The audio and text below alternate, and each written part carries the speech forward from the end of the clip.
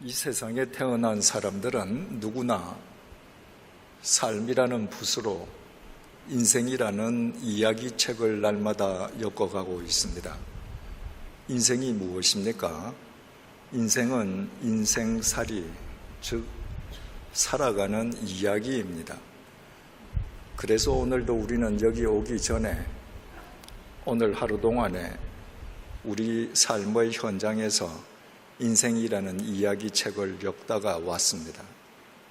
그런 의미에서 우리 모두는 작가라고 할 수 있고 우리의 인생은 모두 이야기책이라고 할 수 있습니다. 어떤 사람의 인생 이야기책은 A4 용지 한 장보다 더 얇을 수 있습니다. 어떤 사람의 인생 이야기책은 백과사전보다 더 두터울 수도 있습니다. 어떤 사람은 지금 자신의 인생을 저급한 삼류 통속 소설로 엮어가고 있을지도 모릅니다. 어떤 사람은 자기 인생을 이 세상에 악의 씨를 뿌리는 범죄 소설로 엮고 가기도 할 것입니다. 어떤 사람은 어떤 상황에서든 이 세상과 많은 사람들에게 유익을 끼치는 양소를 엮어가고 있을 수도 있습니다. 자서전이든 수기든 아니면 자전적 소설이든 어떤 사람의 인생 이야기는 활자화되어 이 세상에 출판될 수도 있습니다.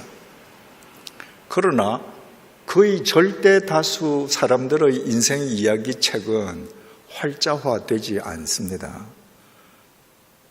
그러면 활자화되지 않은 인생 이야기책은 그냥 소멸되고 맙니까? 그렇지 않습니다. 요한계시록 20장 12절 말씀을 세번역 성경으로 제가 읽어드리겠습니다. 나는 또 죽은 사람들이 큰 자나 작은 자나 할 것 없이 다 그 보좌 앞에 서 있는 것을 보았습니다. 그리고 책들을 펴놓고 또 다른 책 하나를 펴놓았는데 그것들은 생명의 책이었습니다. 죽은 사람들은 그 책에 기록되어 있는 대로 자기들의 행위대로 심판을 받았습니다. 우리 각자가 우리 삶으로 엮어가는 인생 이야기 책이 우리가 세상을 떠난 뒤에 이 세상에서는 흔적도 없이 소멸될 수 있습니다. 그러나 하나님의 말씀인 성경은 우리 삶의 이야기는 하나님 나라의 책에 낱낱이 기록된다고 말씀하고 계십니다. 우리 각자는 지금 그동안 어떤 인생 이야기 책을 엮어왔습니까? 지금이라도 우리 생이 끝나버린다면 쓰레기처럼 버려질 인생 이야기 책입니까? 아니면 우리가 떠난 뒤에도 누군가에게 삶의 이정표로 살아남을 이야기 책입니까? 하나님의 진노를 부를 이야기 책입니까? 아니면 하나님으로부터 칭찬받을 이야기 책입니까? 중요한 사실은 우리 각자가 우리 삶으로 우리 인생 이야기 책을 바르게 엮어가기 위해서는 대전제 조건이 있다는 것입니다. 그 대전제 조건은 인생이 무엇인지 인생에 대해서 바른 이해를 가진 사람만 인생 이야기 책을 바르게 엮어갈 수 있다는 것입니다. 바꾸어 말씀드리면 아무리 내가 아침부터 밤까지 열심히 사는 것처럼 내 자신이 생각해도 궁극적으로 인생이 무엇인가 내가 알지 못하고 살아간다고 하면 하나님 보시기에 인정받을 만한, 하나님으로부터 인정받을 만한 인생 이야기 책을 엮어갈 수는 없다는 말입니다. 그래서 오늘 밤에 성경을 토대로 성경이 우리에게 일깨워주고 있는 인생의 의미는 과연 무엇인가 우리 함께 사색하고 숙고해 보고자 합니다. 첫째로 인생은 갑옷 솔기입니다. 갑옷은 적군의 창검 혹은 활로부터 자기 자신을 보호하기 위해서 군인이 입는 옷입니다. 그러나 모든 군인들이 다 똑같은 갑옷을 입는 것은 아닙니다. 계급에 따라서 갑옷이 달라집니다. 계급이 높아질수록 갑옷의 재질과 공법이 더 견고해집니다. 어떤 나라이든 한 나라에서 가장 견고하고 강한 갑옷은 왕이 입는 갑옷입니다. 왕의 갑옷은 그 나라에서 갑옷을 만드는 최고의 장인이 만들어냅니다. 만들어내는 것으로 끝나지 않습니다. 왕이 입는 갑옷을 만들어내는 장인은 갑옷을 다 만든 뒤에 왕이 보는 앞에서 반드시 시연을 해야 합니다. 자기가 갑옷을 입고 창에 찔려 봐야 합니다. 칼을 맞아 봐야 합니다. 화살을 맞아 봐야 합니다. 그때 자신이 만든 갑옷이 창이나 활이나 검에 뚫리면 자기가 죽는 겁니다. 생명을 걸고 만들지 않을 수 없습니다. 그 갑옷의 솔기는 갑옷의 조각과 조각을 잇대어서 철사나 가죽끈으로 연결한 부분을 솔기라고 합니다. 갑옷을 금속으로 만들든지 아니면 가죽으로 만들든지 갑옷을 한 덩어리로만 만들 수 없습니다. 가령 왕의 갑옷을 쇠붙이 한 덩어리로 만들었다. 입지도 벗지도 못합니다. 그러므로 입고 벗기에 편하도록 입고서도 얼마든지 손을 마음대로 팔을 마음대로 움직일 수 있도록 갑옷은 금속이든 가죽이든 몇 조각을 붙여서 만듭니다. 그 조각과 조각을 연결한 부분이 솔기인데 말하자면 솔기는 견고하기 짝이 없는 갑옷에서 가장 연약한 취약한 부분입니다. 쉽게 말하자면 갑옷의 아킬레스건이 바로 갑옷 솔기입니다. 여러분, 인생은 한 나라에서 가장 강하고 견고한 갑옷이 아닙니다. 인생은 갑옷이 아니라 그 갑옷에서 가장 취약한 부분, 그 갑옷의 아킬레스건인 갑옷 솔기입니다. 이것이 성경이 우리에게 일깨워 주는 것입니다. 이스라엘 북왕국에서 가장 패역한 왕은 아합 왕이었습니다. 우상을 섬기는 이방 여인 이세벨을 왕비로 맞아들인 뒤에 그 이세벨의 계략에 빠져버렸습니다. 그녀의 계략을 따라서 선량하기 짝이 없는 나보옷이라고 하는 사람을 모함해서 죽이고 그 포도원을 강탈하는 패역 무도한 짓을 했습니다. 하나님께서 그 아합 왕의 패역함을 못 보시겠습니까? 그 유명한 엘리야 선지자를 하나님께서 아합에게 보내셨습니다. 열왕기상 21장 18절에서 19절입니다. 너는 일어나 내려가서 사마리아에 있는 이스라엘의 아합 왕을 만나라. 그가 나봇의 포도원을 차지하러 그리로 내려갔나니 너는 그에게 말하여 이르기를 여호와의 말씀이 네가 죽이고 또 빼앗았느냐 하셨다 하고 또 그에게 이르기를 여호와의 말씀이 개들이 나봇의 피를 핥은 곳에서 개들이 네 피 곧 몸의 피도 핥으리라 하였다 하라. 하나님께서 엘리야 선지자를 보내어서 너 그렇게 지금 패역하게 살지? 너 계속 그렇게 살면 너 피를 개들이 핥을 거야. 너 인생 비참하게 끝날 거야. 경고하셨습니다.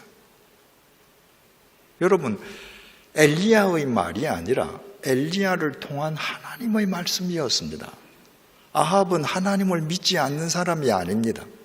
하나님을 알고 믿는 사람이에요. 그렇다면 그 패역함에서 돌아서야 되지 않겠습니까?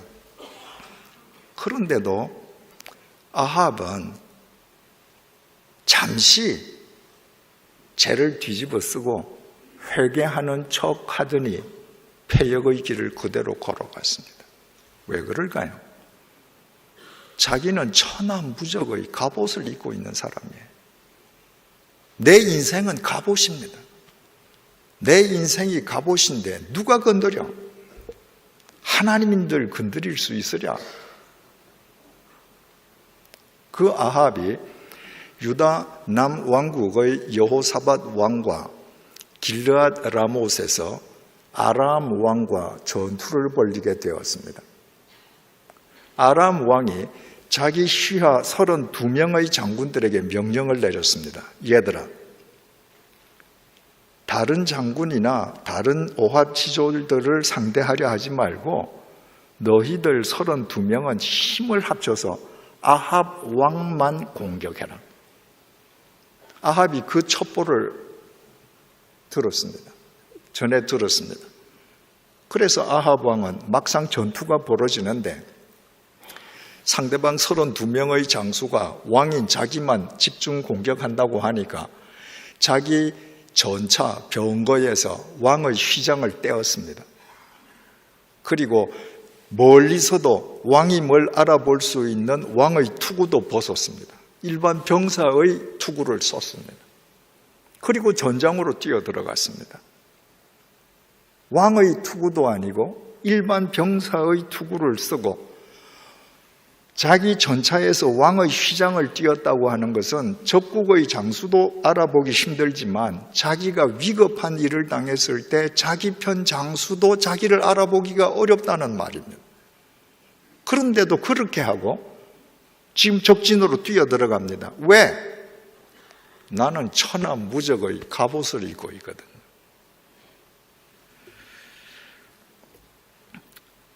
열왕기상 22장 34절입니다. 한 사람이 지금 전투가 막 벌어졌습니다. 한 사람이 아람 왕은 분명히 자기 시하 32명의 장군들에게 너 아합 왕만 집중 공격해 명령을 내렸는데 이 한 사람은 그 32명 중의 장군 중의 한 명이 아닙니다. 그냥 아람 군대의 사병이에요.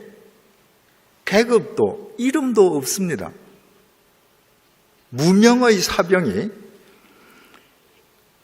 무심코 활을 당겨 이 사병이 무심코 활을 당겼습니다. 우리말 성경에 무심코라고 번역이 되어 있어서 이게 대체 무슨 의미인가 쉽게 와닿지 않습니다. 히브리 말로는 토음이라고 기록되어 있습니다. 토음이라고 하는 말은 마구잡이로 당겼다는 말입니다.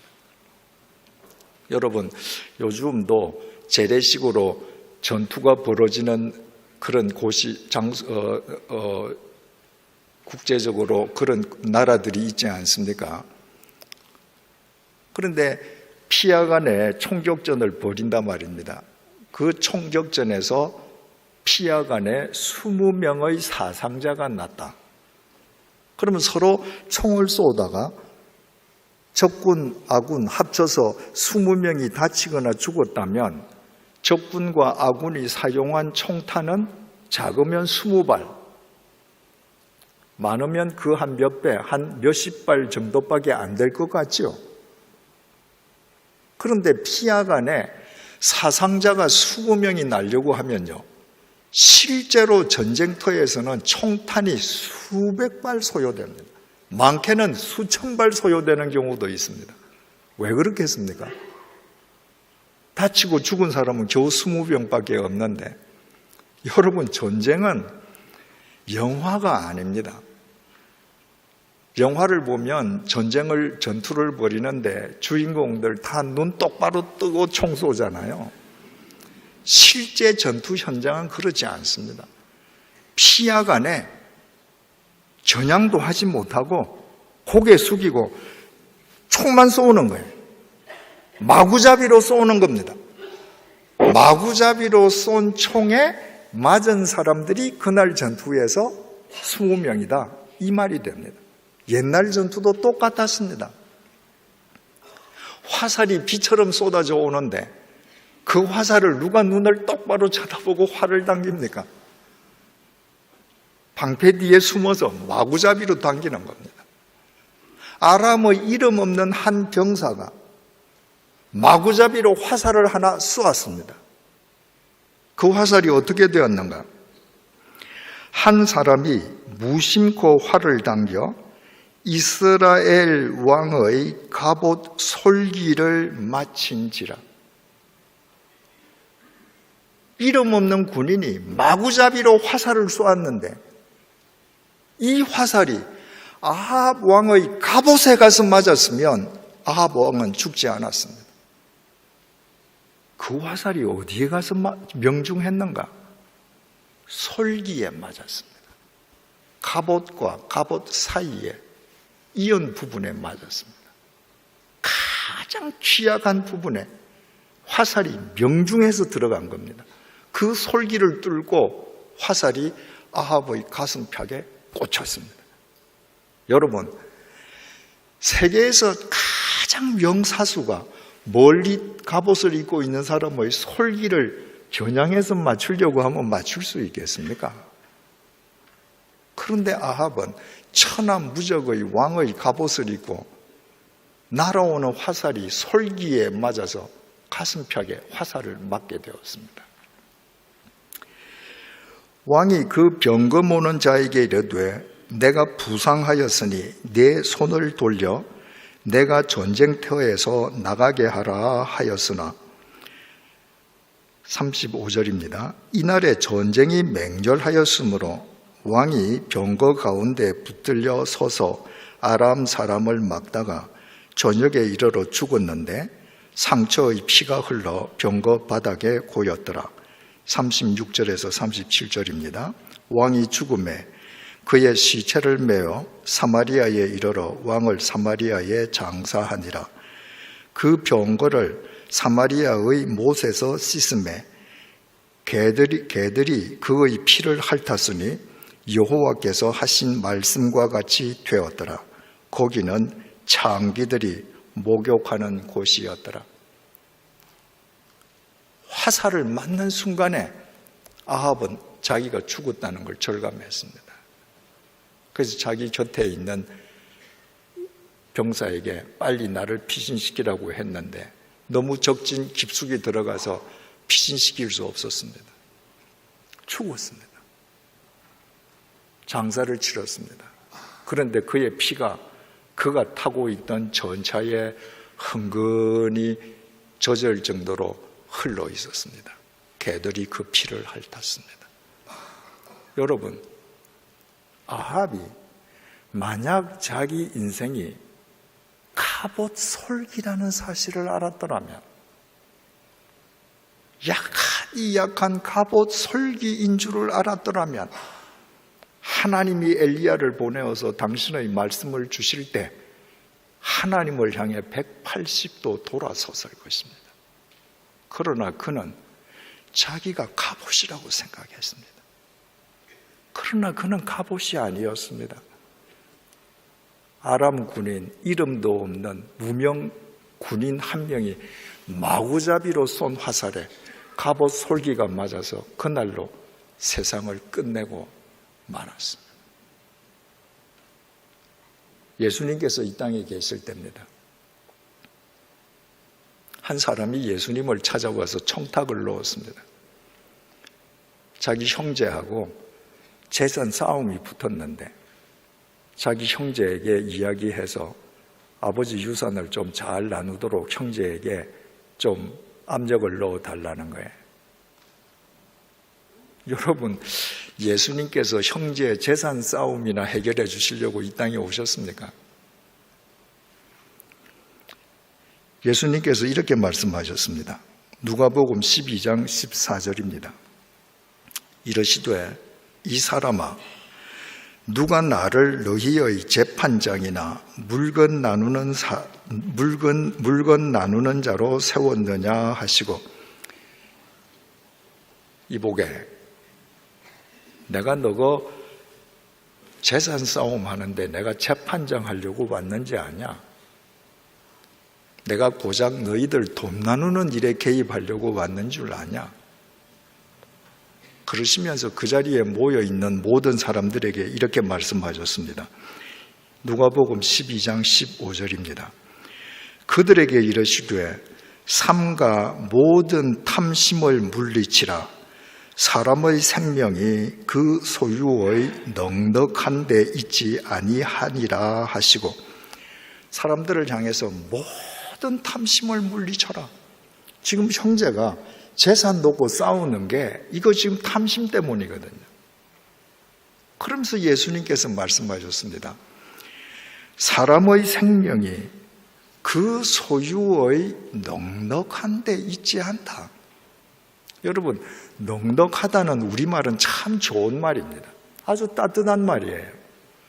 넉넉하다고 하면 여유가 있다는 말 아닙니까? 넉넉한 마음, 넉넉한 사고, 넉넉한 삶에서 모든 나눔이 나오지 않습니까? 이 굉장히 좋은 단어인데 예수님께서 사용하신 단어는 이렇게 따뜻한 단어가 아닙니다. 우리말 성경으로 사람의 생명이 그 소유의 넉넉한데, 넉넉하다는 의미로 번역된 헬라어 동사 페리슈오는 넉넉하다는 의미가 아니라 과잉으로 철철철 흘러 넘치는 상태를 의미합니다. 예수님께서 이렇게 말씀하시는 거예요. 인간의 생명이 그 소유가 과잉으로 철철철 흘러 넘친다고 그 생명이 강해지는 거 아니다. 이렇게 말씀하신 거예요. 여러분, 한 30-40년 전만 해도 부모의 유산을 놓고 형제들이 싸우면 말입니다. 행여라도 남이 알까 쉬쉬하면서 싸웠습니다. 요즘 그러나요? 아닙니다. 공개적으로 싸웁니다. 형 친구들은 형 편 들고요. 동생 친구들은 동생을 위해서 기도해 줍니다. 근데 여러분, 이 예수님의 말씀을 잘 놓고 생각해 보세요. 아버지의 유산을 놓고 형제들이 철천지 원수가 되어서 싸우는 그 사람들이 먹을 것이 없어서 생존 때문에 싸웁니까? 아닙니다. 아버지가 남긴 유산을 놓고 지금 콩 한 조각을 서로 나누어 먹어야 하는 생존에 직면한 사람들은 아버지 유산 놓고 싸우지 않습니다. 그들은 오손도손 살아갑니다. 아버지 유산 놓고 싸우는 사람들은 이미 자기 재산이 있는데 자기 재산 더 과잉으로 철철철철 흘러 넘치게 하려고 싸웁니다. 왜 그렇게 싸워요? 형제가 원수되면서 재산이 철철철철 흘러 넘치는 만큼 내 인생은 더 견고한 갑옷이 될 것이라고 착각하는 겁니다. 예수님께서 인간의 생명이 그 소유의 넉넉함에 있지 않다라고 말씀하시고 곧 이어서 그 유명한 어리석은 부자의 비유를 말씀하셨습니다. 누가복음 12장 16절에서 21절을 제가 읽겠습니다. 또 비유로 그들에게 말하여 이르시되 한 부자가 그 밭에 소출이 풍성하매 심중에 생각하여 이르되 내가 곡식 쌓아 둘 곳이 없으니 어찌할까 하고 또 이르되 내가 이렇게 하리라 내 곡간을 헐고 더 크게 짓고 내 모든 곡식과 물건을 거기 쌓아 두리라. 또 내가 내 영혼에게 이르되 영혼아 여러 해 쓸 물건을 많이 쌓아 두었으니 평안히 쉬고 먹고 마시고 즐거워하자 하리라 하되 하나님은 이르시되 어리석은 자여 오늘 밤에 내 영혼을 도로 찾으리니 그러면 내 준비한 것이 누구의 것이 되겠느냐 하셨으니 자기를 위하여 재물을 쌓아두고 하나님께 대하여 부요하지 못한 자가 이와 같으니라.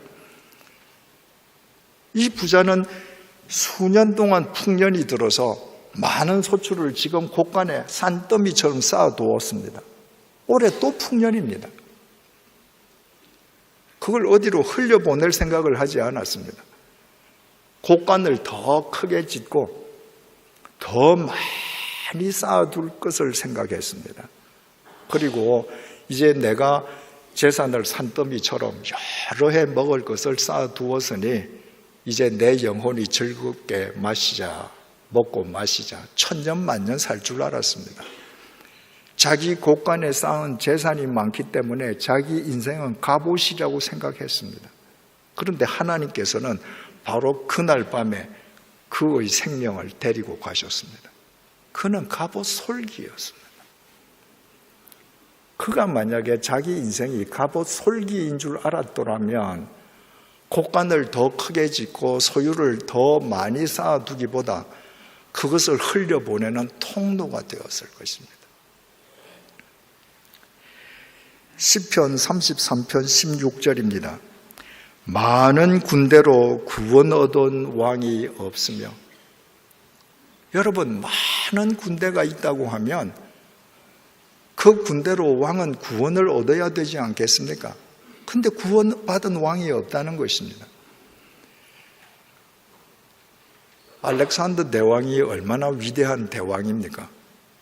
발칸반도 마게도니아에서 시작해서 지중해 세계를 석권하고 페르시아 제국, 지금 이란을 거쳐서 인도 북부까지 거대한 헬라 제국을 만들었습니다.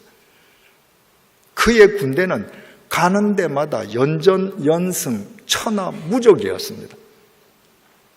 당시 세계에서 가장 강력한 군대를 갖고 있었습니다. 그런데 알렉산더는 33살에 죽었습니다. 왜 죽었죠? 열병으로 죽었습니다. 그 몸에 침투한 열병 바이러스를 그가 그토록 자랑하던 천하무적의 군대가 막아주지 못했습니다. 그 인생은 갑옷 솔기에 지나지 않았기 때문입니다. 많은 군대로 구원 얻은 왕이 없으며 용사가 힘이 세어도 스스로 구원하지 못하는도다. 용사가 몸집이 크고 힘이 세면 스스로 구원하는가? 못한다. 골리앗은 키가 2m 73.5입니다. 누가 이기겠습니까? 그런데 자기 자신을 구원하지 못했습니다. 오히려 골리앗이 거인인 만큼 다윗에게는 더 마치기 좋은 표적이었습니다. 돌멩이 하나에 그 인생이 끝났습니다. 골리앗도 갑옷 솔기였습니다. 여러분, 돈을 좀 갖고 계십니까? 권력을 좀 갖고 계십니까? 재물을 산더미만큼 쌓아두셨습니까? 그러나 잊지 마십시오. 여러분들이 세상의 것을 아무리 많이 지니고 있다고 해도 여러분의 인생은 갑옷이 아니라 갑옷 솔기에 지나지 않습니다. 이 사실을 깨닫는다면 경제적이든 육체적이든 어떤 의미에서든 내가 지금 고난을 당하고 내가 지금 괴로움을 당하고 내가 지금 아픔을 당하는 문제가 있다면 그 문제야말로 내가 갑옷이라고 착각하지 않고 겸손하게 갑옷 솔기임을 늘 기억하면서 살게 해주시려는 주님의 은혜임을 알게 됩니다. 여러분, 바울처럼 위대한 사도가 또 있었습니까? 신약시대에. 날 때부터 선천성 하반신 마비자도 일어날 뿐만 아니라 죽은 자도 살리지 않습니까? 그를 통해 복음이 지중해 세계로 퍼져나가지 않습니까? 주님께서 그 바울을 얼마나 사랑하셨으면 그렇게 사용하셨겠습니까? 주님께서 그토록 사랑하신다면 바울이 강철 같은 육체와 건강을 지니게 해주셔야 되지 않습니까? 그러나 바울은 죽을 때까지 지병에 시달렸습니다. 바울이 자기의 병이 떠나가게 해달라고 주님께 3번을 간절히 기도했습니다. 그 3번의 기도가 한 달씩 작정하고 3번 기도했는지 일주일씩 금식 기도를 3번 했는지 그건 우리가 알지 못합니다. 그러나 바울인 만큼 정말 주님 앞에 진액을 짜가면서 기도했을 것임은 분명히 알 수 있습니다. 그런데 주님께서 안 고쳐주셨습니다. 바울이 하나님 내가 당신을 위해서 이렇게 충성하는데 이 기도도 안 들어주시나요? 원망하지 않았습니다. 3번에 걸친 자기의 기도가 응답되지 아니할 때 바울은 도리어 주님께 이렇게 감사하며 기도합니다. 고린도후서 12장 9절에서 10절 말씀을 공동번역으로 읽어드리겠습니다. 그러나 주님께서는 너는 이미 내 은총을 충분히 받았다. 내 권능은 약한 자 안에서 완전히 드러난다 하고 번번이 말씀하셨습니다. 그래서 나는 그리스도의 권능이 내게 머무르도록 하려고 더없이 기쁜 마음으로 나의 약점을 자랑하려고 합니다. 나는 그리스도를 위해서 약해지는 것을 만족하게 여기며 모욕과 빈곤과 박해와 곤궁을 달게 받습니다. 그것은 내가 약해졌을 때 오히려 나는 강하기 때문입니다.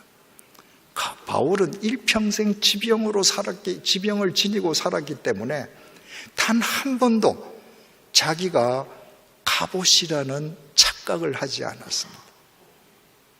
자기는 갑옷 솔기에 지나지 않음을 매일매일 고백하고 자기가 갑옷 솔기에 지나지 않기 때문에 겸손하게 주님의 도우심만을 구하면서 살아가는 바울이 될 수 있었습니다. 그때 주님께서 그 바울의 삶 속에서 강하게 역사하셨습니다. 그래서 바울이 내가 가장 약할 때 내가 가장 강하다, 내가 갑옷 솔기임을 알고 주님에게만 의지할 때 주님의 강하신 역사가 내 삶 속에서 늘 충만하게 나타났다. 그 의미 아니겠습니까? 제게는 생일이 2개가 있습니다.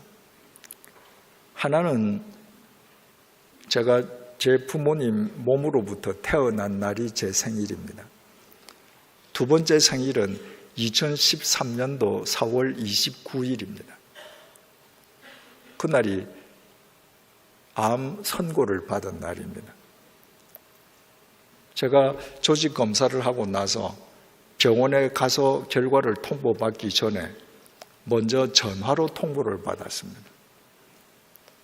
제가 전화를 통보를 받고 제게 통보해 주시는 그분에게 제가 드린 첫 번째 말씀이 감사합니다 였습니다.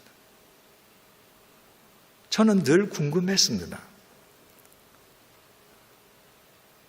저처럼 허랑방탕하게 술독에 빠져 있던 사람을 주님께서 핀셋으로 불러내시고 주님께서 당신의 도구로 써주셨습니다.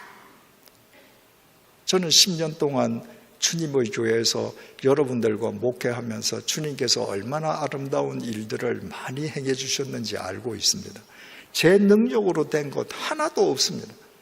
전부 주님께서 하신 일입니다. 제 실력 이상으로 주님께서 사용해 주셨습니다.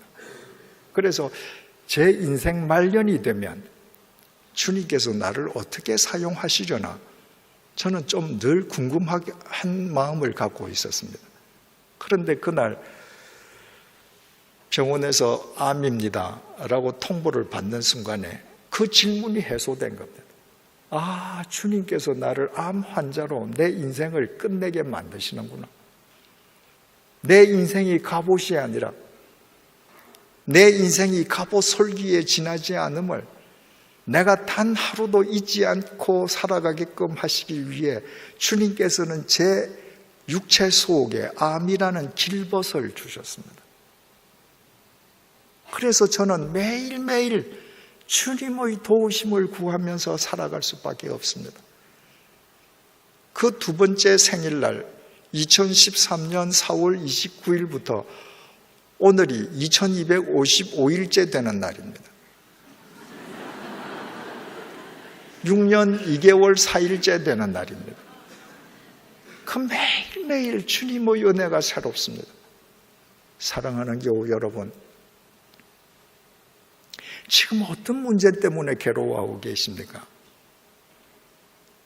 문제가 해결될 기미가 보이지 않습니까? 감사하십시오. 그 문제 때문에, 그 아픔 때문에, 그 고통 때문에 여러분들은 아합 왕처럼 자기를 갑옷이라고 착각하다가 어이없이 망하지 않고 사도 바울처럼 일평생토록 갑옷 솔기인 자기 정체성을 깨닫고 매일매일 주님의 도우심을 간구함으로 여러분의 육체는 연약하고 여러분의 상황은 연약하다 할지라도 여러분을 사용하시는 주님의 큰 능력 속에서 그분의 뜻을 이루는 삶을 이 세상 살아있는 날까지 이루어가며 살게 될 것입니다. 두 번째로 인생은 전제입니다.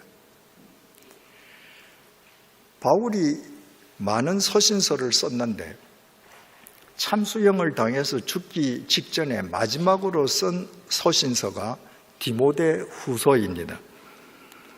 그 디모데 후서 4장 6절입니다. 오늘 본문이기도 하지요. 바울이 이렇게 고백합니다. 전제와 같이 내가 벌써 부어지고 나의 떠날 시각이 가까웠도다. 옛날 구약시대 사람들은 제물을 하나님께 바쳐서 제사를 드렸습니다. 그것이 구약시대의 예배였습니다. 그 구약시대의 제사가 드리는 목적에 따라서 5종류의 제사로 분류되었습니다. 하나님께 대한 철저한 자기 의탁, 헌신을 목적으로 하는 번제, 충성, 그리고 봉사를 뜻하는 소제, 감사와 서원, 그리고 친교를 위한 화목제, 죄 사함을 위한 속죄제, 물질적 범죄에 대한 죄 속함을 위한 속건제, 이렇게 5가지 제사가 목적별로 분류한 제사 5가지입니다. 그런데 그 제사를 하나님께 드릴 때 어떤 방법, 어떤 형태로 드리느냐에 따라서 4가지 형태로 분류가 되었습니다. 하나님께 바쳐 드리는 제물을 불에 태워서 드리는 것, 불화자를 써서 화제라고 했습니다. 하나님께 바쳐 드리는 제물을 하늘에 높이 들어 올렸다가 제단에 내려놓아서 하나님께 바쳐 드리는 것, 들거자를 사용해서 거제라고 했습니다. 하나님께 바쳐 드리는 제물을 들어서 상하, 혹은 좌우로 제물을 흔들어서 바치는 제사를 흔들 요자를 써서 요제라고 했습니다. 피, 포도주, 기름처럼 액체를 제물로 하나님께 부어드리는 제사를 부월전자, 전제라고 했습니다. 지금 바울은 자기 자신을 전제로 인식하는 겁니다.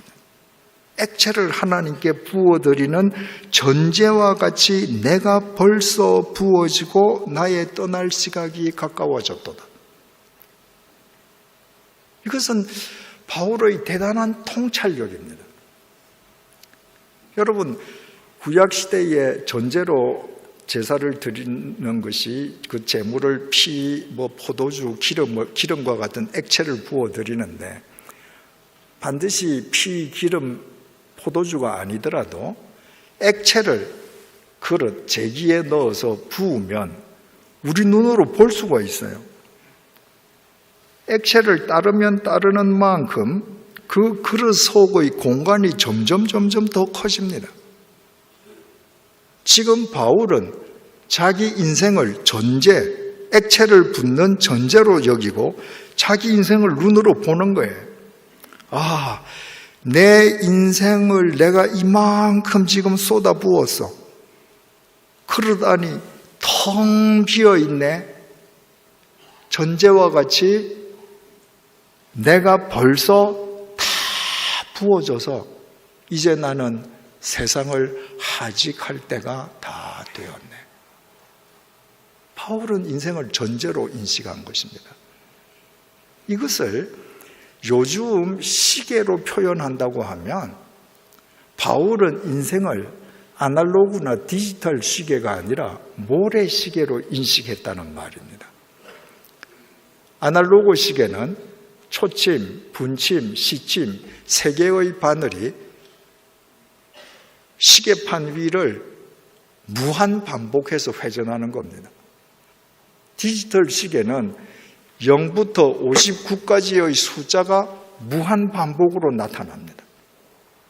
그래서 디지털 시계든 아날로그 시계든 그 시계를 보면 계속 오는 시간만 나타납니다.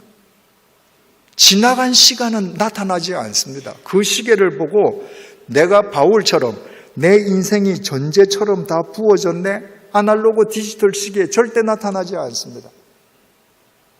디지털 시계와 아날로그 시계에는 오는 시간만 계속 1초 나타나기 때문에 그 시계를 보면 마치 내가 1000년 만년 살 것처럼 착각하게 만듭니다. 그런데 모래시계는 형태부터 다릅니다.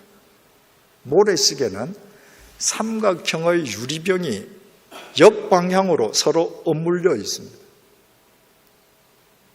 윗 유리병에 모래가 가득 차 있습니다. 한 인간이 태어난 순간입니다. 태어난 순간부터 그 모래시계 위에 있는 모래가 아래로 떨어지기 시작합니다. 모래시계의 특성은 모래시간만 떨어진 시간의 공간이 눈으로 확인된다는 것입니다. 여러분, 저는 제 인생 모래시계가 제 눈에 보입니다. 제 인생 모래시계 윗 유리병은 만 70년 2개월 21일만큼 텅 비어 있습니다. 그 시간은 절대 리필되지 않습니다.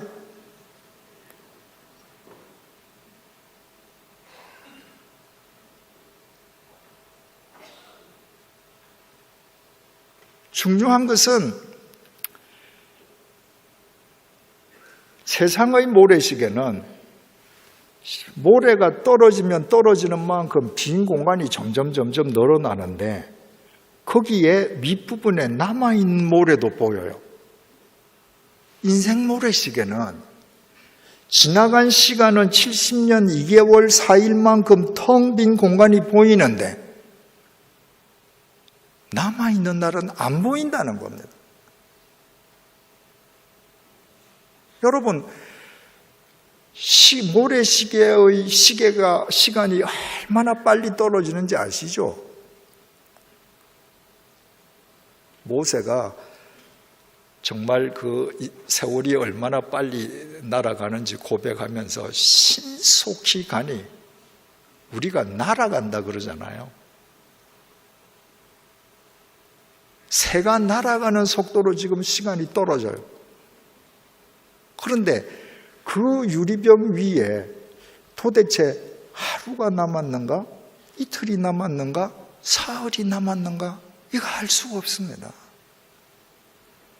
인생이 아날로그 시계나 디지털 시계가 아니라 전제와 같이 모래시계라는 사실을 깨닫는 사람만 이미 모래시계 윗부분에서 사라져버린 시간의 공간을 확인하면서 그 공간이 크면 큰 만큼 오늘 하루가 주어진 이 시간의 절대적인 의미가 감사하지 않을 수 없는 겁니다.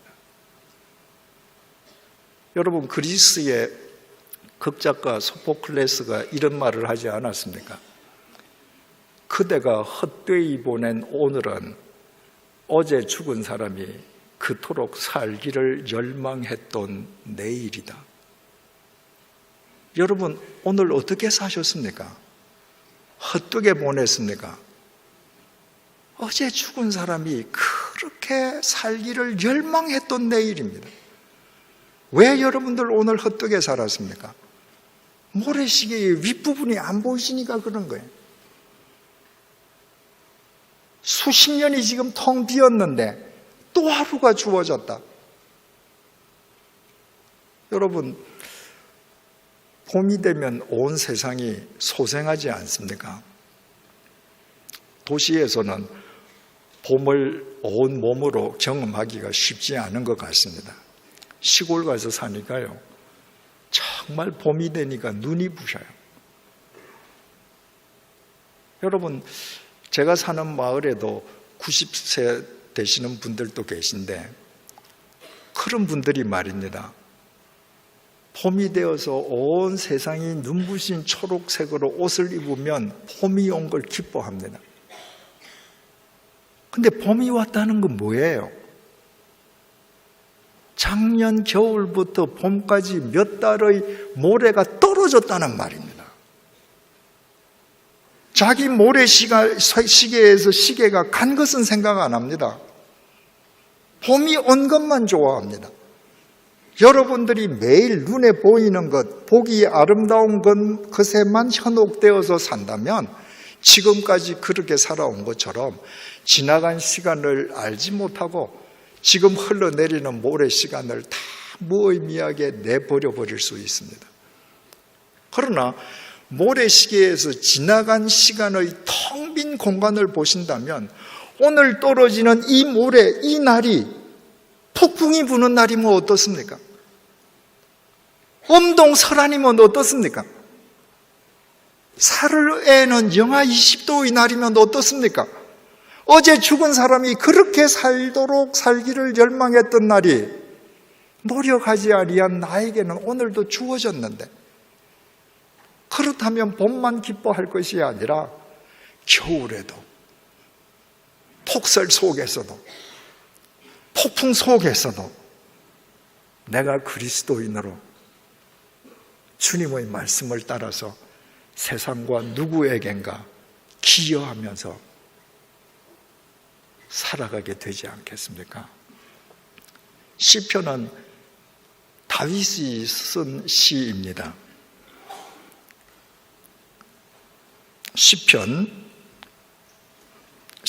8편은 다윗이 쓴 시인데 그 중에서 3절, 4절을 세 번역으로 제가 읽어드리겠습니다.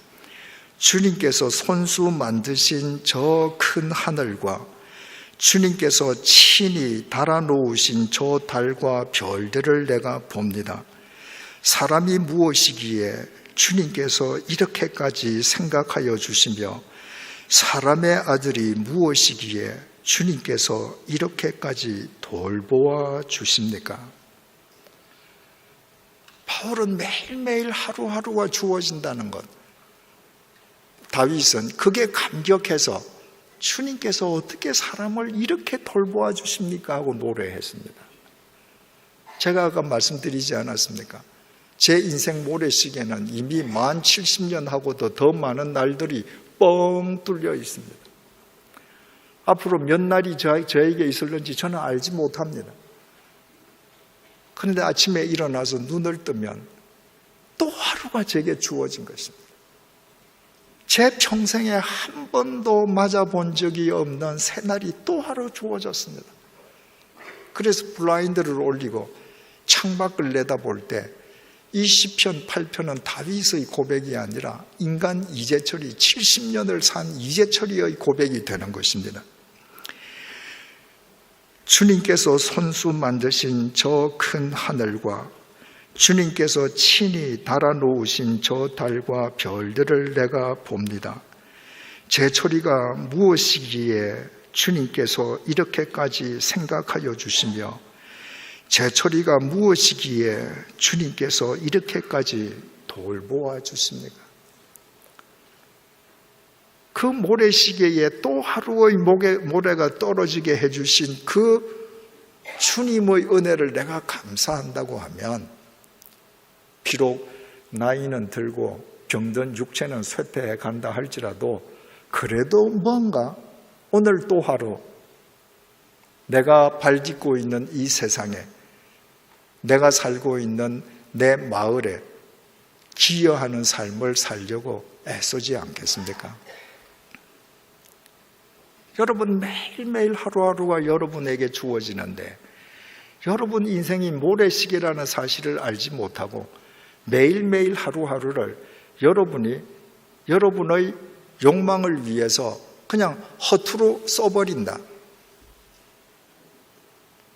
그런 인생이 부러움의 대상이 될 수 있을는지 모르겠습니다. 그저 호의호식하고 아무것도 안 하고 하고 싶은 거 다 하고 그러나 하나님 보시기에 누구에겐가 기여하지 않고 살아가는 그런 인생은 이 세상에 쓰레기만 배출하는 인생에 지나지 않습니다. 제가 여러분들께 여쭤보겠습니다.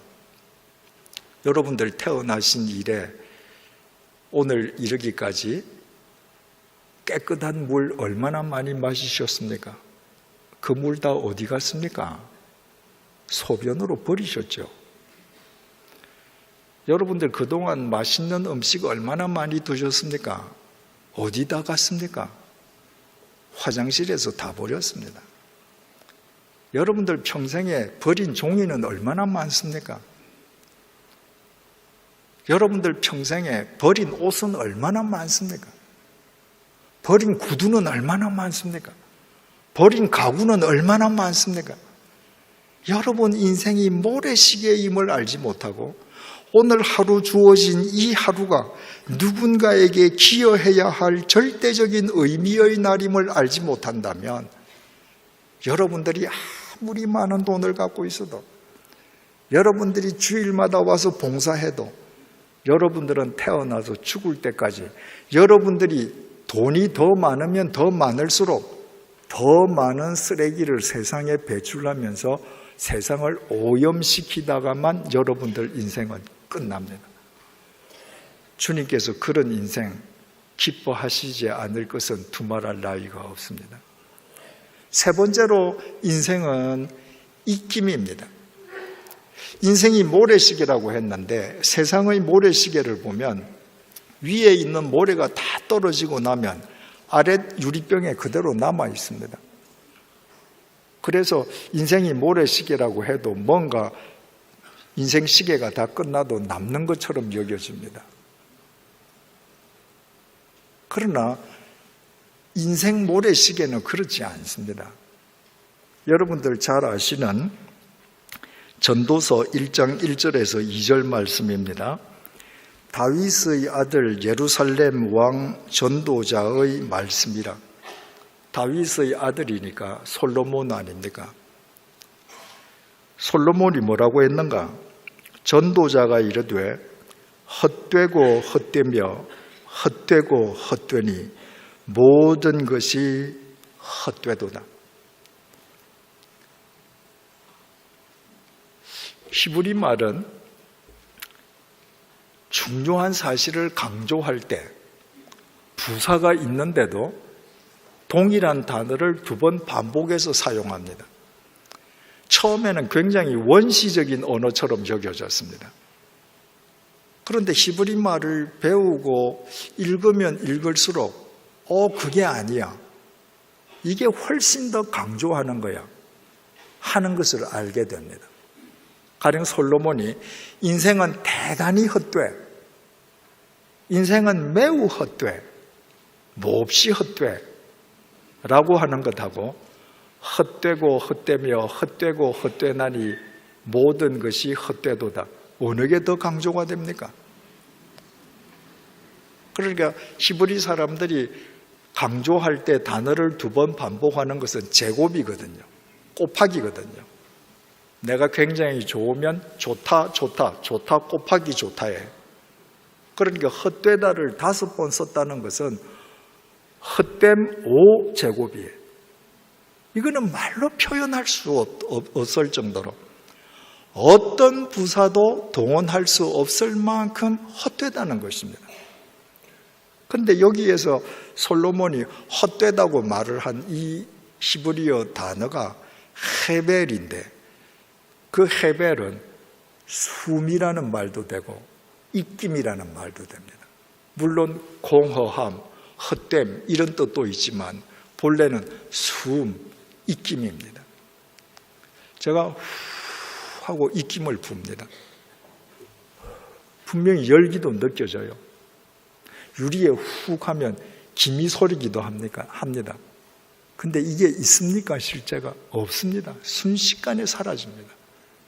인생이 그런 입김이라는 거예요. 다윗이 시편 39편 5절에서 이렇게 고백합니다. 주께서 나의 날을 한 뼘 길이만큼 되게 하시매. 여러분 3000년 전에 다윗은 70년을 살았습니다. 목사님, 다들 부채질 하시는데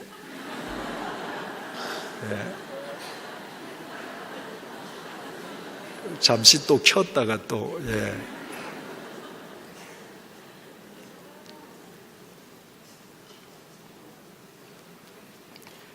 3000년 전에 다윗이 70년을 살았는데 그 당시로서는 엄청나게 장수한 겁니다. 지금 100살보다 더 오랜 세상을 살았습니다. 그런데 그 긴 세월을 살고 바울이 내 인생은 이만큼 길었어 이렇게 말하지 않았습니다.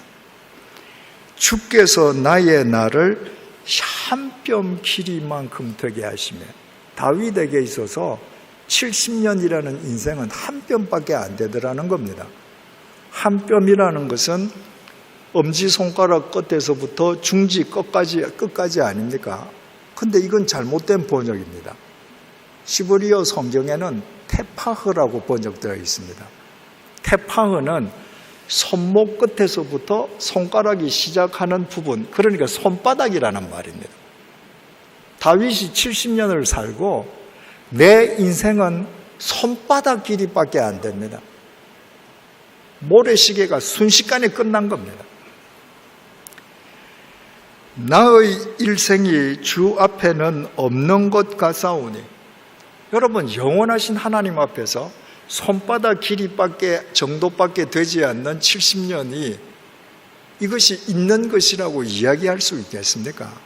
그래서 내가 산 이 기간은 영원하신 하나님 앞에서는 없는 것과 똑같다는 것입니다. 그가 든든히 서 있는 때에도 진실로 모두가 허사뿐이니이다. 든든히 서 있다. 이것은 나차աբ인데 전성시대라는 말입니다. 다윗에게도 전성시대가 있었습니다. 그런데 인생을 다 살고 되돌아보니까 자기 인생 전성시대에도 모든 것이 허사뿐이었다. 여기에서 허사라는 말이 헤벨입니다. 내가 되돌아보니까 내 인생의 전성시대라고 했던 그것이 입김에 지나지 않구나.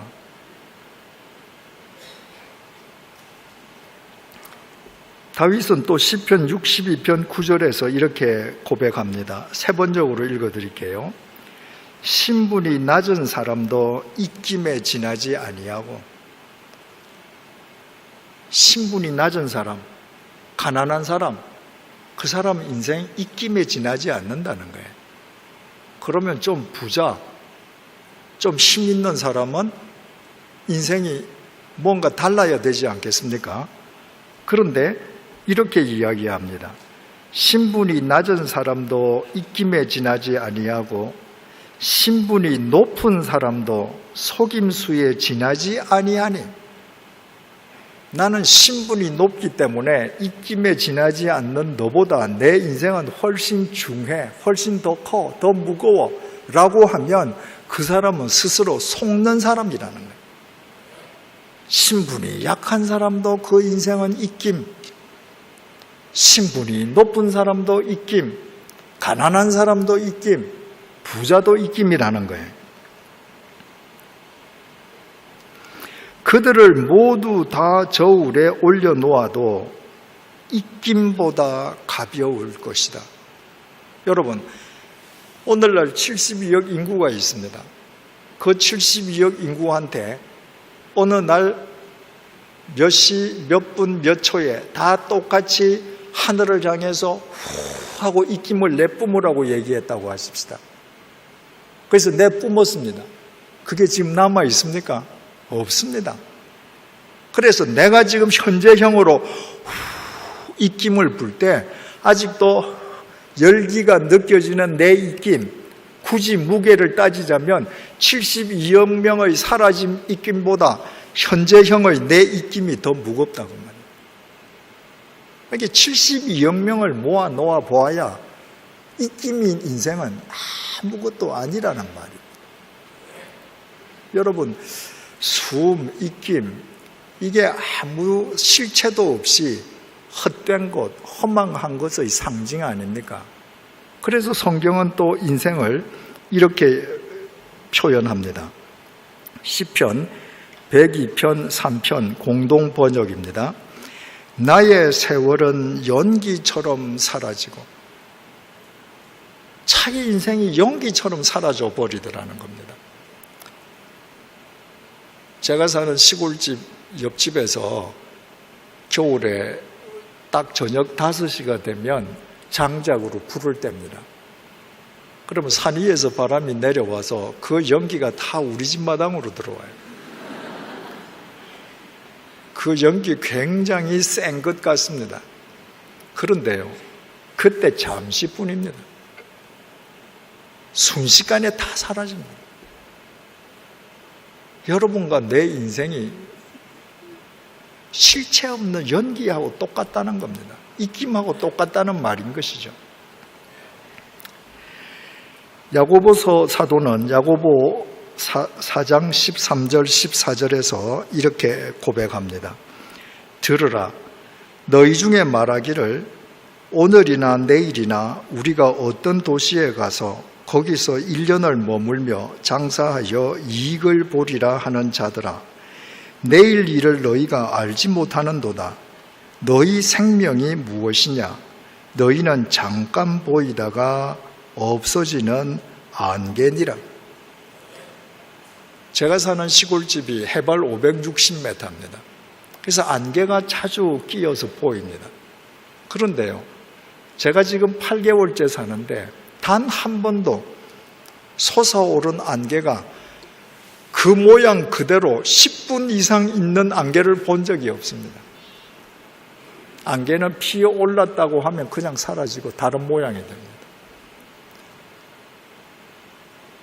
이처럼 인생은 실체 없는 숨, 입김, 연기, 안개처럼 헛되고 헛될 뿐인데, 그런데 숨, 안개, 연기, 입김과 차이가 나는 부분이 딱 하나 있습니다. 시편 146편 3절에서 4절입니다. 귀인들을 의지하지 말며 도울 힘이 없는 인생도 의지하지 말지니 그의 호흡이 끊어지면 흙으로 돌아가서 그날에 그의 생각이 소멸하리로다. 안개, 입김, 수음, 연기는 실체가 없는데 그냥 그것들은 실체 없이 그냥 사라져버려요. 인생은 실체 없는 안개, 연기, 입김, 숨과 똑같은데 그런데 인생은 흙으로 소멸되는 과정이 있습니다. 어떻게 흙으로 소멸되는가? 이사야 14장 11절입니다. 내 영화가 스올에 떨어졌으며 내 비파 소리까지로다. 구더기가 내 아래에 깔림이여 지렁이가 너를 덮었도다. 우리 인생이 안개처럼 입김처럼 소리 없이 실체도 없이 사라지는데 그 사라지는 과정이 어떻게 되는가? 구더기를 요로 삼고 지렁이를 입을 삼고 그렇게 형체도 없이 사라져갑니다. 여러분들 아무리 잘 살아도 여러분들이 아무리 많은 것을 갖고 있어도 여러분이 죽고 나서 매장하면 여러분의 시신은 구더기 밥이 되고 지렁이 밥이 되는 것입니다. 이게 인생입니다. 이 인생의 실체를 바로 아는 사람만 자기 입김을 의지하지 아니하고 영원하신 하나님의 생기로 자기 인생 이야기책을 엮어가게 되는 것입니다. 창세기 2장 7절입니다. 여호와 하나님이 땅의 흙으로 사람을 지으시고 생기를 그 코에 불어넣으시니 사람이 생명이 되니라. 하나님께서 흙으로 사람을 지으셨습니다.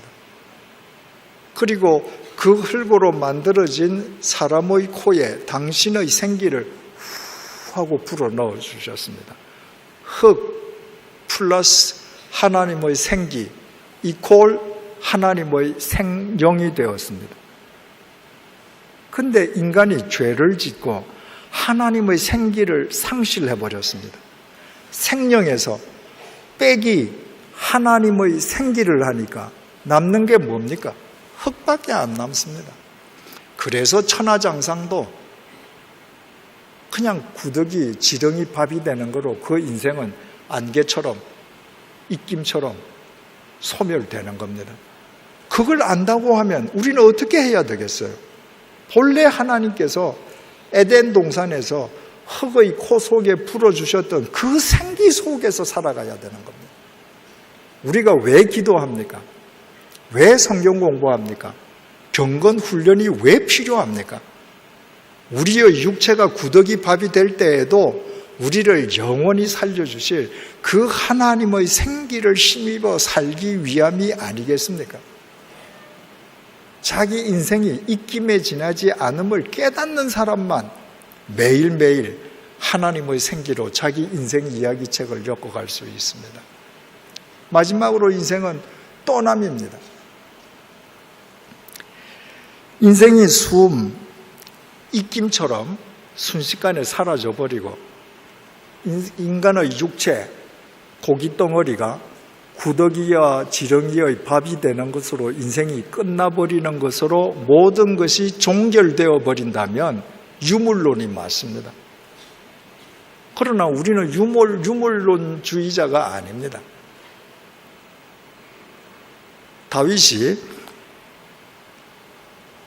열왕기상 2장 1절에서 2절을 통해 이렇게 아들 솔로몬에게 유언을 남깁니다. 세 번역으로 읽어드리겠습니다. 다윗은 세상을 떠날 날이 가까워서 아들 솔로몬에게 유언을 하였다. 나는 이제 세상 모든 사람이 가는 길로 간다. 너는 굳세고 장부다워야 한다.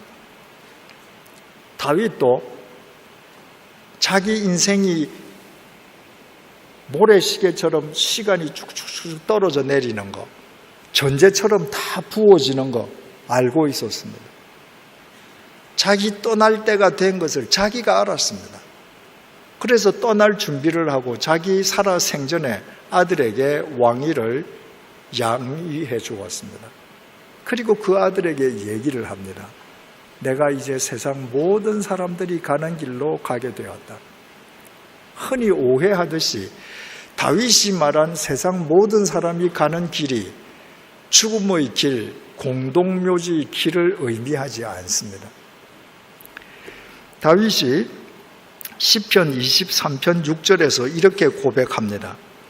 내 평생에 선하심과 인자하심이 반드시 나를 따르리니 내가 여호와의 집에 영원히 살리로다.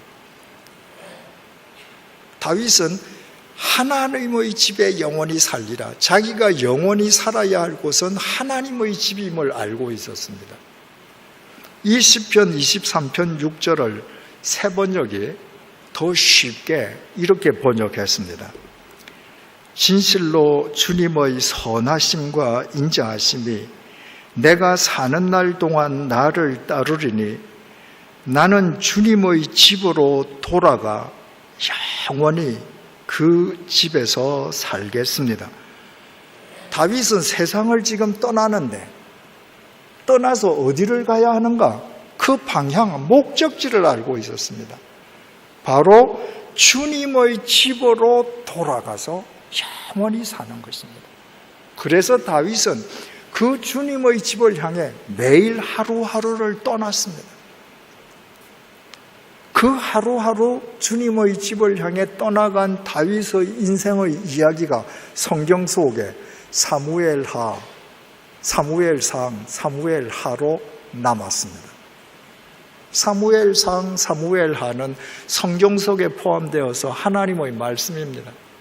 그러나 다윗 한 인간의 개인적인 입장에서 보자면 그것은 다윗이 하나님을 믿으면서 자기 인생이라는 붓으로 엮어낸 그 인생 이야기책입니다. 어떤 이야기책인가? 가야 할 하나님의 집을 향하여 매일 하루하루를 뚜벅뚜벅 떠나갔던 그 기록의 이야기가 사무엘상, 사무엘하입니다. 여러분, 인생은 떠나가는 겁니다. 우리가 지금 오늘 이 자리에 앉아서 오늘을 맞았다고 하는 것은 어제를 떠났기 때문 아닙니까? 만약에 어제를 떠나지 못한 사람이 있다면 둘 중에 하나입니다. 어제 죽은 사람입니다. 어제 죽은 사람은 어제를 떠날 수 없습니다. 두 번째는 어제에 집착하는 사람입니다. 떠나지 못하는 사람입니다. 집착하는 사람은 그것이 익숙한 거예요. 그게 편한 거예요. 내가 오늘을 떠나면 내일을 향해 걸어가면 뭔가 불안합니다. 두렵습니다. 그래서 집착하는 거예요. 집착하면 눈과 귀를 잃는다고 하는 말이 있습니다. 간단하게 설명해서 누군가가 도박에 집착한다고 한번 해보십시다. 그 사람이 도박에 집착하는 한 아내의 말 안 들립니다. 귀가 없어져요. 그 사람이 도박에 집착하는 한 자기가 가산을 탕진해서 학교도 제대로 못 가는 자식이 눈에 안 보입니다. 눈과 귀를 잃어버려요. 눈과 귀는 오직 도박에만 꽂혀 있는 것입니다. 눈과 귀만 잃습니까? 그렇게 눈과 귀를 잃으면서 사람도 잃어버리고 내일도 잃어버리고 인생을 몽땅 잃어버립니다. 오늘을 떠나지 않는 사람, 어제에 집착하는 사람, 그 사람에게는 내일이 주어질 수가 없습니다. 여러분, 믿는다고 하는 것은 나의 익숙함을 벗어 던지는 겁니다. 나의 편안함을 내가 스스로 부인하는 것입니다. 그래서 미지의 내일을 주님 안에서 미지의 내일을 향해서 내 발을 굳건하게 내딛는 것입니다. 그때 주님에 의해서 광야에 길이 나고 사막에 강이 터지는 겁니다. 혹 여기에 청년들이 계십니까? 여러분, 젊은 시절은 머물러 있지 않습니다. 젊은 시절은 지나가는 것입니다. 여러분들이 지금 청년 시절을 구가하고 있다는 것은 이미 여러분들의 인생에서 청년 시절이 끝나가고 있음을 의미합니다. 그것을 안다면 나는 가만히 있는데 청년 시절이 나한테 왔다가 나를 떠나가도록 내가 피동적으로 앉아 있을 것인가? 그게 아니면 내가 20대를 하루하루 떠나서 30대를 향해서 내가 능동적으로 걸어 들어갈 것인가? 선택의 기로에 서게 됩니다. 20대를 떠날 수 있는 사람만 30대를 준비할 수 있습니다. 그 사람만 20대보다 나은 30대를 구가할 수 있고 그 사람은 30대를 또 떠나면서 40대를 준비할 수 있습니다. 인생은 이처럼 매일매일 떠나는 거예요. 매일매일 떠나는 것이기 때문에 궁극적으로 가야 할 방향이 중요한 것입니다. 아까 다윗이 뭐라고 그랬습니까? 시편 23편 6절 세 번역입니다. 진실로 주님의 선하심과 인자하심이 내가 사는 날 동안 나를 따르리니 나는 주님의 집으로 돌아가 영원히 그곳에서 살겠습니다. 다윗이 매일 돌아가야 할 주님의 집을 향해서 오늘 하루하루를 떠났다고 하지 않았습니까? 바울도 똑같았습니다. 오늘 본문에서 바울이 디모데후서 4장 6절을 통해 이렇게 고백하지 않습니까? 전제와 같이 내가 벌써 부어지고 나의 떠날 시각이 가까웠도다. 자기 인생 모래시계에서 모래가 지금 다 빠졌습니다. 그래서 매일 하루하루를 떠나왔던 그 사람이 이제는 영원히 떠나갈 시점을 알고 있습니다. 그가 매일매일 떠나는 그 방향성이 어디였는가? 오늘 본문 디모데후서 4장 7절에서 8절입니다. 나는 선한 싸움을 싸우고 나의 달려갈 길을 마치고 믿음을 지켰으니 이제 후로는 나를 위하여 의의 면류관이 예비되었으므로 주 곧 의로우신 재판장이 그날에 내게 주실 것이며 내게만 아니라 주의 나타나심을 사모하는 모든 자에게도니라. 바울이 자기의 인생을 전제로 알고 매일매일 부어지는 걸 보면서 매일매일 떠나는데 어디를 향해 떠나갔는가? 자기에게 의의 면류관을 씌워주실 의의 재판장이 계신 그분의 집이었습니다. 하나님 나라였습니다. 그래서 그 하나님 나라를 목적으로 삼고 뒤는 돌아보지 않고 매일 한 발자국 뚜벅뚜벅 걸어간 것입니다. 바울이 나이가 들었지만 하나님 나라를 향해서 떠나간 것이 아닙니다. 바울이 다메섹에 있는 그리스도인들을 소탕해서 예루살렘으로 연행하기 위해서 일행과 함께 다메섹 원정을 나서지 않습니까? 그러다가 그 다메섹 도상에서 마치 핀셋으로 찝어내듯 주님께서 불러내시고 찝어내셨습니다. 그 순간에 바울이 시력을 상실했습니다. 조금 전까지 보무도 당당하게 다메섹을 향해 걸어가던 바울이 겨우 남의 손에 이끌려서야 다메섹으로 들어갔습니다. 그리고 집가라는 곳의 유다라는 사람의 집에 시력을 상실한 채 머물고 있을 때 주님께서 선지자 아나니아를 보내어서 안수하게 해주시지 않습니까? 그래서 아나니아의 안수로 사도행전 9장 18절 그가 다시 보게 된지라 라고 기록되어 있습니다. 다시 보게 되다. 헬라 말로 아나블레포입니다. 블레포라고 하는 건 보다, 아나라고 하는 건 접두어로 다시, 다시 보다 말되죠. 그런데 이 아나에는 다시라는 뜻만 있는 것이 아니라 위로라는 전치사도 됩니다. 바로 다메섹에서 주님께 사로잡혀서 시력을 상실하고 다메섹에 들어가서 주님께서 시력을 회복하는 순간부터 바울은 위를 향해 시선을 고정시켰습니다.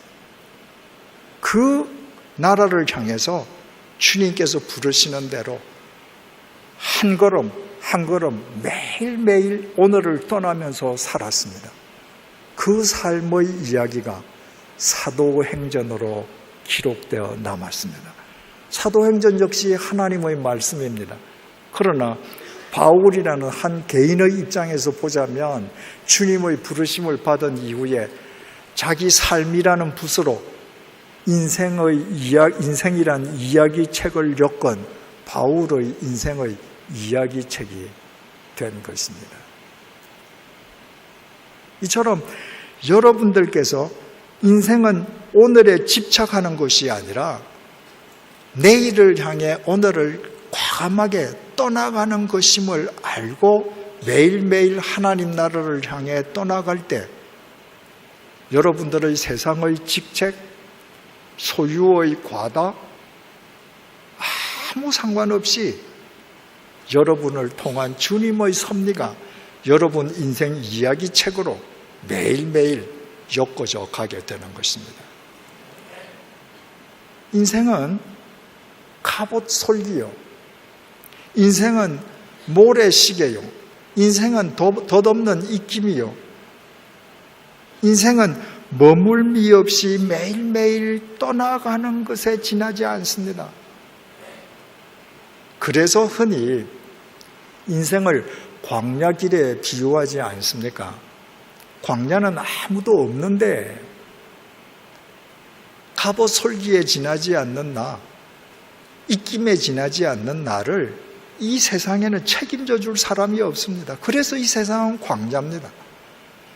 그러면 이 광야를 살아가는 갑옷 솔기에 지나지 않는 인간은 천지를 창조하신 하나님만 의지하면서 그분을 길잡이 삼아 한 걸음 한 걸음 걸어가는 것이 마땅하지 않겠습니까? 그런데 인간이 어떻게 살았습니까? 400년 동안 애굽에서 노예살이하던 이스라엘 백성이 출애굽했습니다. 그것은 그들의 능력이나 의지나 실력으로 인함이 아니었습니다. 전적으로 하나님의 은혜로 인함이었습니다. 그렇다고 하면 그들은 하나님 인도하심만 따라서 나아가야 했습니다. 그들이 시내산 광야의 아래에 진을 쳤을 때입니다. 모세가 시내산에 하나님의 계명을 받으러 올라갔는데 40일 동안 내려오질 않습니다. 눈에 보이는 하나님이었던 모세가 눈에 보이지 않자 그들이 이집트에서 매일 보아오던 황금 송아지를 만들어 놓고 그 황금 송아지를 하나님이라고 경배하지 않았습니까? 바로 이 황금 송아지가 우리를 애굽에서 인도해 내신 엘로힘이다. 하나님이다. 그러므로 내일을 여호와의 절일로 선포하자. 눈에 보이는 하나님보다 이 황금 송아지라야 우리 인생이 갑옷처럼 견고해질 수 있다는 것입니다. 하나님께서 진노하셨습니다. 그래서 수천 명이 목숨을 잃었습니다. 그 사건 이후에 하나님께서 이렇게 말씀하십니다. 출애굽기 33장 2절에서 4절입니다. 내가 사자를 너보다 앞서 보내어 가나안 사람과 아모리 사람과 헷 사람과 브리스 사람과 히위 사람과 여부스 사람을 쫓아내고 너희를 젖과 꿀이 흐르는 땅에 이르게 하려니와 나는 너희와 함께 올라가지 아니하리니 너희는 목이 곧은 백성인즉 내가 길에서 너희를 진멸할까 염려함이니라 하시니 백성이 이 준엄한 말씀을 듣고 슬퍼하여 한 사람도 자기의 몸을 단장하지 아니하니. 하나님께서 수천 명이 죽은 뒤에 말씀하셨습니다. 내가 너희들 가나안 땅 올라갈 수 있도록 모든 것 다 예비해 뒀으니까 너희들 올라가라. 내가 올라가는 거 다 책임져 줄게. 그러나 나는 너희들 따라가지 않는다. 왜? 너희들은 황금 송아지를 하나님이라고 맘몬을 섬기는 사람들인데 그 목이 곧은 백성이 또 가다가 길에서 그런 짓을 하면 내가 너희들을 다 진멸해버릴까 두려우니 난 올라가지 않겠다. 너희들끼리 가라. 주님께서 그처럼 선포하시고 나니까 그제서야 백성이 이 준엄한 말씀을 듣고 슬퍼하여 한 사람도 자기의 몸을 단장하지 아니하니라. 그제야 비로소 자기 몸을 단장하지 않았습니다. 무슨 말입니까? 출애굽한 이후에 이 전날까지는 매일 단장하는 것이 하루 일과 중에 제일 큰 일이었습니다. 여러분 한번 생각을 해보십시오. 그 3,400년 전에 그 광야에 무슨 화장품이 제대로 된 게 있겠습니까? 무슨 폐물이 제대로 된 게 있겠습니까? 근데 그들은 그 광야에서 지혜를 다해서 썩어 문드러질 고기 덩어리 단장하는 데 여념이 없었습니다. 여러분, 3,400년이 지난 오늘날 참 화장품 좋죠? 얼마나 많이 개발되어 있습니까? 그러나 하나님 보시기에 어떨까요? 3,400년 전에 광야에서 화장하고 자기 몸 단장한다고 여념이 없던 그 이스라엘 백성이나 우리나 차이가 있을까요? 이거 아무리 단장해봐야 몇십 년 지나면 구더기와 지렁이 밥이 되는 고기 덩어리에 불과한데 그들이 하나님의 말씀을 쫓지 않고 자기 육체를 우상으로 삼아서 매일매일 단장하는 일을 최우선으로 삼았을 때 그들이 어떻게 되었는가? 고린도전서 10장 5절 공동 번역입니다. 그러나 하나님께서는 그들의 대부분을 못마땅하게 생각하셨습니다. 그리하여 그들은 죽어서 그 시체가 여기저기에 흩어지게 되었습니다. 여러분, 바울이 이 구절을 쓰면서 매일매일 자기를 단장하던 그들은 광야에서 다 죽었습니다. 이렇게 간단하게 쓸 수도 있었습니다. 그런데 바울은 그들은 죽어서 그 시체가 여기저기에 흩어지게 되었습니다. 고기 덩어리를 단장하는 인생의 삶이 얼마나 덧없이 끝나는지를 바울은 이렇게 명시한 것입니다. 우리가 인생이라는 이야기책을 써나가면서 하나님 없이 우리 고기 덩어리만을 위한 인생 이야기책을 써나간다고 하면 결국 우리의 인생 종결이 이들과 무슨 차이가 있을 수 있겠습니까? 이제 한 가지 이야기를 드리고 끝내겠습니다. 작년 성탄절 전날이었습니다. 그러니까 12월 24일이죠. 집에서 점심 식사를 하면서 TV를 통해서 유명한 앙드레 류 악단의 런던 공연을 보게 되었습니다. 아마 그날 런던 공연은 뭐 특별 공연, 경로 우대 공연이었던 것 같습니다. 큰 극장에서 그 앙드레 류 악단이 공연을 하는데 관객 대부분이 연세 드신 분들이었습니다. 일부는 아주 경쾌한 크리스마스 캐롤들이었습니다. 그러니까 온 극장 안이 그냥 축제의 장이었습니다. 2부가 시작되었습니다. 성가가 흘러나오기 시작했습니다. 핸델의 할렐루야, 호산나, 예루살렘, Amazing Grace, 성가가 한 곡 한 곡 흘러나옵니다. 그 자리에서 조금 전까지 일부 시간에 그렇게 흥겹게 박수치고 어깨춤을 추던 그 나이든 노인들이요, 성가를 들으면서 다 눈물이 주룩주룩 흐릅니다. 여러분, 노래가 오늘을 사는 젊은이들에게 음악은 감상의 대상, 즐김의 대상입니다. 근데 나이가 든 사람에게 자신이 젊은 시절에 들었던 노래는 단순한 음악이 아닙니다. 나이가 든 사람에게 옛날에 듣던 음악은 자기 인생에 대한 회한이요, 후회요, 자기 인생에 대한 반추요, 추억이요, 여러 가지 메시지로 전해옵니다. 여러분, 몇 해 전에 영국 성공회가 영국 요크에서 총회를 열었는데, 그 총회에서 가장 시급하게 결의된 안건이 뭔지 아십니까? 어떤 방법을 동원해서이든지 교인을 증가시키는 것을 급선무로 한다. 지금 영국 성공회에 교인들 평균 나이가 60세가 넘었습니다. 물리적으로 가만히 두면 20년 후에는 성공회 없어집니다. 영국에서. 교인이 없어지는 거예요.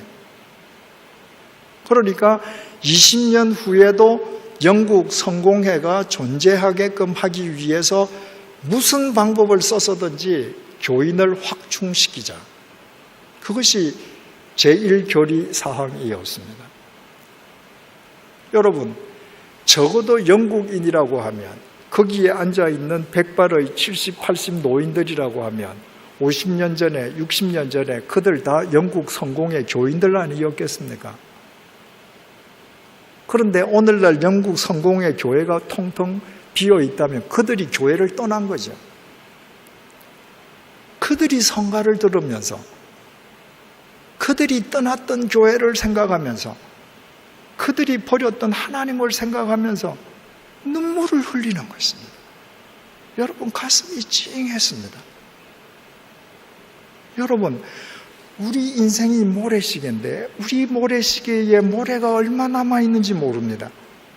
근데 우리가 인생을 다 산 뒤에 그렇게 가슴을 치고 후회하고 내 인생에 대해서 회한의 눈물을 지으면서 내 인생을 끝내어서야 되겠습니까?